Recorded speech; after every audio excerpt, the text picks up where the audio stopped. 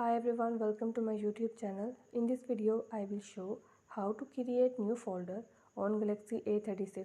Before starting this video, please press the bell icon or do subscribe this channel. Let's start our video without wasting any time.